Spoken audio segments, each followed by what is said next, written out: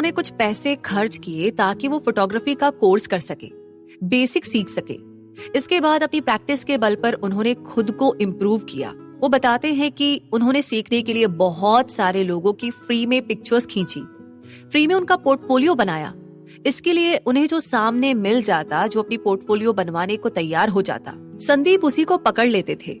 सुबह से शाम हो जाती थी, बस वो पिक्चर्स निकालते रहते थे।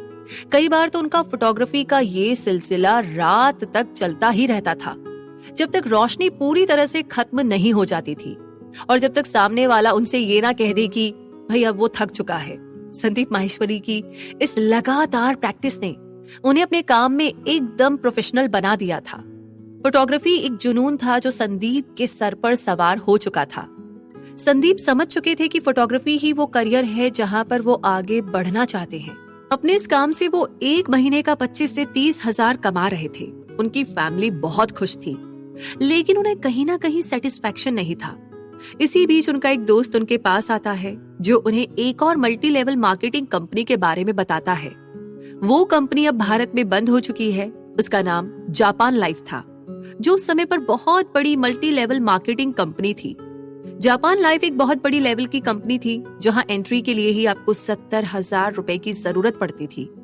संदीप माहेश्वरी ने उस कंपनी का हिस्सा बनने के लिए, उस मार्केटिंग कंपनी को ज्वाइन करने के लिए अपना कैमरा बेचा, अपनी सारी सेविंग लगाई, कुछ इधर उधर से पैसे जुगाड़ लिए, फिर वो उस कंपनी में चले गए। उनकी फैमिली ने यहाँ पर उन्हें रोकने की भी कोशिश की, क्योंकि उनकी फैमिली उनकी फोटोग्राफी के एक कंफर्ट जोन से बंध चुकी थी। उन्हें लगता था कि जहाँ 25 से 30 हजार हर महीने आ रहे हैं, वहाँ एक बड़ा रिस्क लेने की क्या जरूरत है। लेकिन ये तो संदीप की पुरानी आदत थी। वो अपनी फोटोग्राफी को बीच में ही छोड़कर उस मार्केटिंग कंपनी का हिस्सा बन गए। संदीप माहेश्वरी ने इस कंपनी में अपने 11 महीने बिताए। 11 महीने के अंदर ही वो एक हायर पोजीशन पर पहुंच चुके थे, जिसे उस कंपनी में डायरेक्ट डिस्ट्रीब्यूटर कहा जाता था। ये उस कंपनी का एक एडवांस्ड लेवल था। उस कंपनी के लोगों के लिए भी संदीप की ये अचीवमेंट एक बहुत बड़ी अचीवमेंट थी। यहाँ पर संदीप ने करीब 150 लोगों का एक ग्रुप बना लिया था, जो उनसे जुड़े हुए थे और उनके जरिए प्रोडक्ट की मार्केटिंग करके वो 1 से 1.5 लाख रुपए महीना कमा रहे थे। अब वापस से एक ऐसा दौर आ चुका था जहां कोई दूसरा होता तो वो सेटिस्फाइड होकर उस कंपनी पर पूरी तरह से डिपेंडेंट होकर आराम से अपनी जिंदगी जीने लगता। लेकिन संदीप माहेश्वरी की वही पुरानी आदत की चीजों को छोड़ना, कुछ नया ट्राई करना, रिस्क लेना उनकी जिंदगी का अहम हिस्सा था। अभी तक उन्हें वो पॉइंट भी नहीं मिला था जहां जाकर वो खुद को रोक सके। इसलिए संदीप माहेश्वरी ने अपना खुद का बिजनेस शुरू करने की प्लानिंग की।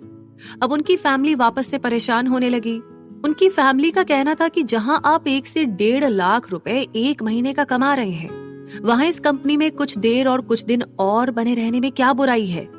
उनका कहना था कि बाद में छोड़ देना, पर पहले 6 से 7 महीना और काम कर लो ताकि 6 से 7 लाख रुपए जमा हो जाए। पर संदीप नहीं माने। संदीप माहेश्वरी ने अपने 3 दोस्तों के साथ मिलकर अपनी खुद की एक मल्टी लेवल मार्केटिंग कंपनी खोली, जिसमें उन सभी ने बहुत मेहनत की। खास तौर पर संदीप माहेश्वरी ने बहुत मेहनत की, क्योंकि उन्हें इस काम का एक्सपीरियंस था। अगर सेल्स की बात की जाए तो इस कंपनी ने एक अच्छा खासा प्रॉफिट जनरेट किया।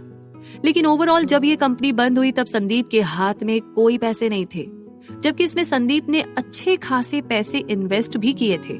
इसका रीजन था पार्टनर्स के बीच किसी तरह का विवाद। शायद संदीप माहेश्वरी के लिए ये पार्टनरशिप और ये एक्सपीरियंस उनकी जिंदगी का सबसे बुरा एक्सपीरियंस रहा होगा।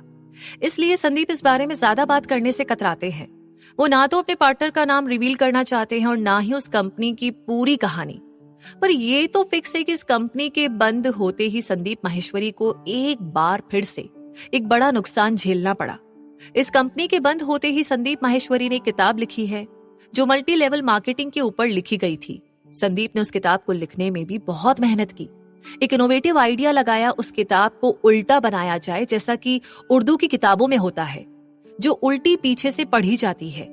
एक यूनिक आइडिया और इतनी मेहनत करने के बावजूद भी संदीप माहेश्वरी की वो किताब फेल हो गई थी, क्योंकि जितने भी पब्लिशर्स थे उन्होंने इसे पब्लिश करने से मना कर दिया।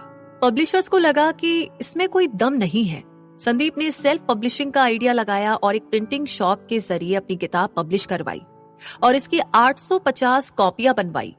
ये किताब कई सालों तक संदीप के घर में पड़ी रही। बाद में एक ऐसा मौका भी आया जब उनकी माँ ने सारी किताबों को रद्दी में बेच दिया। अभी संदीप माहेश्वरी के पास उस किताब की सिर्फ 4 कॉपियां पड़ी है, जिसे वो बहुत ज्यादा संभाल कर रखते हैं। इस बुक के साथ उनका बहुत बुरा एक्सपीरियंस रहा। संदीप माहेश्वरी से पूछे जाने पर कि किताब को उल्टा लिखने का क्या मतलब था, तो उन्होंने बताया कि जब तक हम एक अलग तरह से पढ़ना शुरू नहीं कर देते, तब तक हम एक अलग तरीके से सोचना शुरू नहीं कर सकते। रीडिंग हैबिट बदलने से सोचने की कैपेसिटी भी बदलती है। बस इसी एक थॉट को ध्यान में रखते हुए उन्होंने इस किताब को उल्टा बनाया। इस बुक के साथ बहुत बुरा एक्सपीरियंस होने के बाद भी संदीप बताते हैं कि वो इस फेलियर को भी फेलियर की तरह नहीं देखते, क्योंकि इस किताब को लिखने के लिए उन्होंने न जाने कितनी सारी किताबें पढ़ी, लिखने की प्रैक्टिस की, तो इससे कहीं ना कहीं उनका नॉलेज एनहेंस हुआ। वो कहते हैं ना कि पढ़ने और लिखने का काम कभी बेकार नहीं जाता। आपने जो भी पढ़ा है वो कभी ना कभी आपकी जिंदगी में काम जरूर आता है, भले वो आपको भी याद ना हो। इसी बीच संदीप का एक दोस्त उनके पास वापस आया अपना पोर्टफोलियो लेकर। उस पोर्टफोलियो को देखकर संदीप को याद आया कि उनकी कंपनी के बंद होने और उनकी किताब के फेल होने के बाद भी उनके पास एक और रास्ता बचा है जिसमें वो माहिर है, वो फोटोग्राफी है। इसके बाद वो वापस से फोटोग्राफी की तरफ मुड़ गए और आगे इस जर्नी में क्या हुआ ये जानने के लिए बने